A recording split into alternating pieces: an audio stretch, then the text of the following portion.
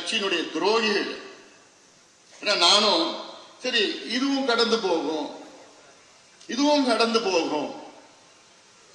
நானும் எவ்வளவு தாங்கிட்டு இருக்கிறேன், எவ்வளவு அவமானங்கள்ல பட்டிருக்கிறேன், எவ்வளவு அசிங்கப்பட்டிருக்கிறேன், மன உளைச்சல், தூக்கம் இல்லாத நாட்கள். எதுக்கு நான் இவ்வளவு மனசுல சுமந்துட்டு இருக்கிறேன்? ஏன்? உங்களுக்காகத்தான், இந்த கட்சிக்காகத்தான், இந்த சமுதாயத்திற்காகத்தான். இவ்வளவு காலமா நானும் சரி இதுவும் கடந்து போகும், அமைதியா நம்ம மாட்ட வேலையை பார்த்துட்டு போலாம்.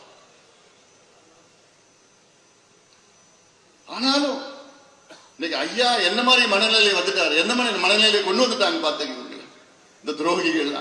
இந்த துரோகிகளை ஒரு பொழுதும் நான் மன்னிக்க போவது கிடையாது, ஒரு பொழுதும் நான் மன்னிக்க போவது கிடையாது. நானும் சொன்னாங்கல்ல, பார்த்துட்டு தான் இருக்கிறாரு, பார்த்துட்டு தான் இருக்கிறேன், என்ன நடக்குமோ நடக்கும். ஒரு 3 மாசத்துல எவன் ஜெயிலுக்கு போறான்னு பார்த்துட்டு தான் எனக்கு போறேன். சும்மா கூட போறதில்லை. நான் இன்னைக்கு தைலாபுரம் திமுக டேக் ஓவர் பண்ணிடுச்சு. அதான் உண்மை நிலவரம். ஐயா கிட்ட போயிட்டு ஐயா கிட்ட போயிட்டு பொய்ய சொல்லி தினமும் பொய்ய சொல்லி ஐயாவுக்கு இன்னைக்கு 87 வயசு ஆகுது. ஐயா இன்னைக்கு முதுமை வந்துடுச்சு. அது எல்லாம் அது மாற்று கருத்து கிடையாது. ஐயா நான் அன்னைக்கே சொன்னேன், இதே மேடையில சொன்னேன், ஐயா ஒரு குழந்தை மாதிரி ஆயிட்டாரு, என்ன நடக்குதுன்னு தெரியல, சுத்தி இருக்கிற எதுவும் தெரியல. இவங்க சொல்ற பொய்யதான் ஐயா நம்பிட்டு இருக்கிற. சொன்னாங்க பாரு, டெல்லியில போய் மாபெரும் ஒரு போராட்டம் பண்ணாங்க. மொத்தமா ஒரு 30 பேர் இருந்தாங்க.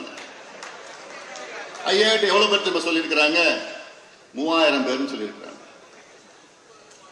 3000 பேர் டெல்லியில போய் போராடணும். ஐயா அப்படியா, சூப்பர், நம்பிட்டு இருக்கிறாங்க. தர்மபுரியில நம்முடைய அந்த 100வது நாள் நிகழ்ச்சி நடந்தது இல்ல, அந்த நிகழ்ச்சியில ஐயா கிட்ட போயிட்டு, ஐயா அங்க கூட்டமே இல்லையா, வெறும் 500 பேர் தான் இருப்பாங்க. இதெல்லாம் நான் சும்மா சொல்லல, உண்மையா நான் சொல்றேன். இது ஒரு முக்கியமான நபர்கிட்ட ஐயாவே பேசியிருக்கிறாங்க.